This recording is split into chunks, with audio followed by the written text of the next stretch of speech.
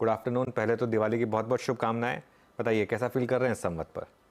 जी अनुज, आपको आपके सारे दर्शकों को दिवाली की नववर्ष की बहुत बहुत शुभकामनाएं। पिछले संवत से और इस संवत में काफी अच्छा रिटर्न बना है। अब उम्मीद यही है सारे निवेशकों का ऐसा ही अगला संवत भी निकले। तो आप इस समय कहां बैठ ले रहे हैं, इस समय कहां पर रिस्क रिवॉर्ड फेवर में, क्योंकि बड़ी रैली हुई है खासतौर से मिड कैप्स में। जी जी, अनुज, थोड़ा डिफेंसिव ओरिएंटेशन है पोर्टफोलियो का जो हमने क्रिएट किया है पिछले एक महीने में। तो उसके लिए हमने लार्ज कैप्स में एलोकेशन बढ़ाया है अपना।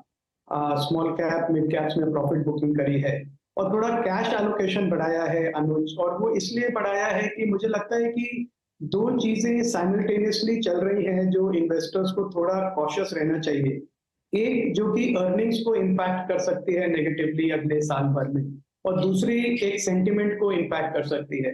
तो अर्निंग्स को इम्पैक्ट करने के लिए जो मुझे दिख रहा है, एक जो इंटरेस्ट रेट्स अभी भी नीचे नहीं आ रहे हैं और कॉस्ट ऑफ बोरोइंग अभी भी हाई है, इन्फ्लेशन भी अभी भी स्टिकी है। और दूसरी तरफ मैं जितना मैंने देखा है, हमारी टीम ने कवर किया है, एक बड़ा स्लो डाउन है जो दिवाली की सेल्स जैसे डीलर्स और रिटेलर्स एक्सपेक्ट कर रहे थे, स्पेशली लार्ज डीलर्स जो हैं ऑटोमोबाइल्स के और होम इम्प्रूवमेंट के।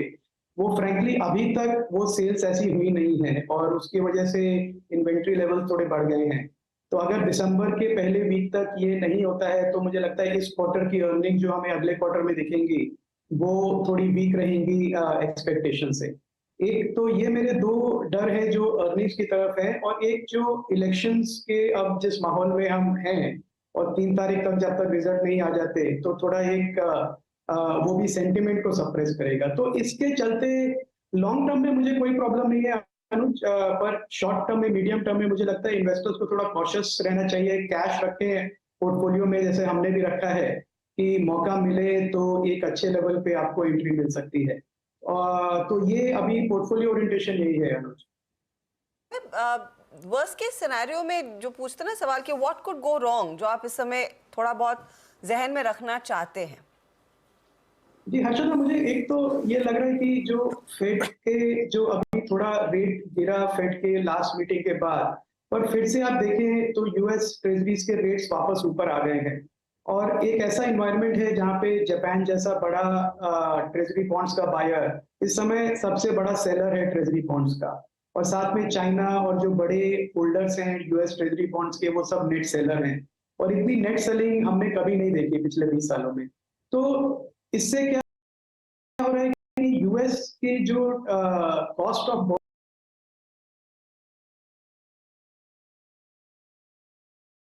बहुत ज्यादा है, ऑल टाइम हाई पे है, लिटरली $30 बिलियन हर रोज वो बोरो कर रहे हैं यूएस पे।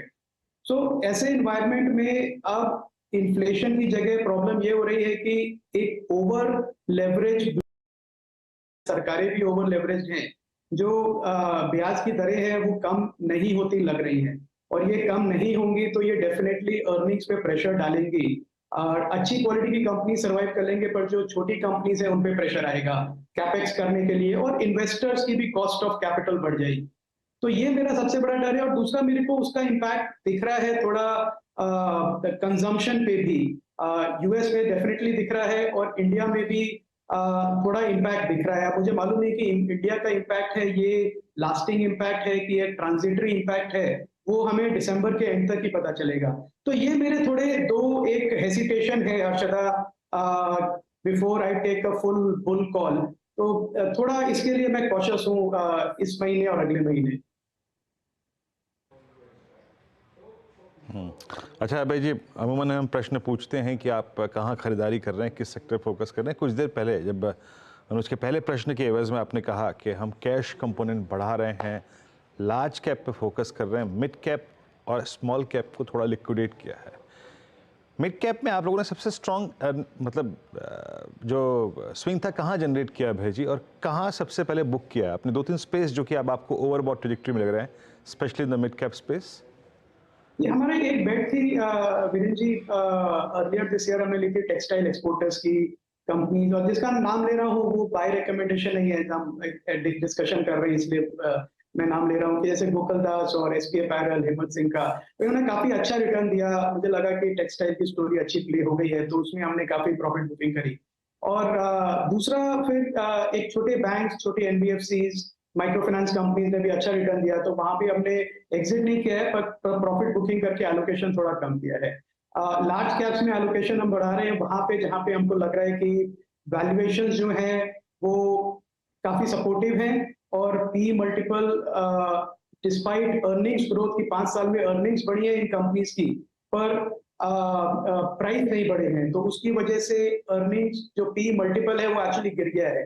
तो एक मुझे लार्ज कैप्स में अच्छी अपॉर्चुनिटी बनती दिख रही है।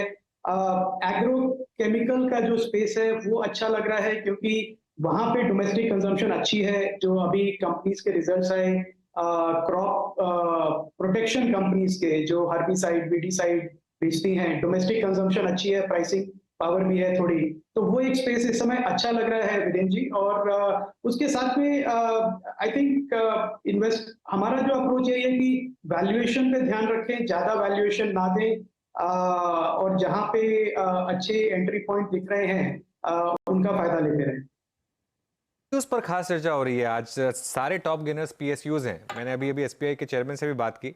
अब पीएसयूज में आपकी इस समय क्या बेट्स होंगी, और कोई स्पेसिफिक नाम जो आप लेना चाहेंगे यहाँ पर?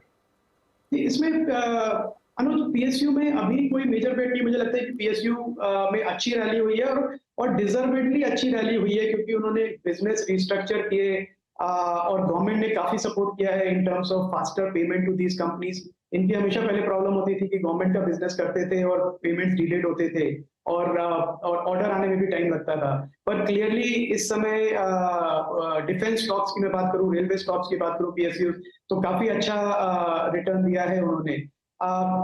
मुझे अभी भी थोड़ा एसबीआई का आपने नाम लिया, मुझे लगता है एसबीआई एक अच्छा लॉन्ग टर्म पीएसयू बेट है। देश का सबसे बड़ा बैंक है बाय फार, और एक पब्लिक सेक्टर बैंक जो बिहेव कर रहा है कॉम्पिटिटिवली, प्रोडक्ट लॉन्चेस में, कस्टमर सर्विस में, बहुत कॉम्पिटिटिवली बिड कर रहे हैं फॉर लार्ज कॉर्पोरेट डील्स।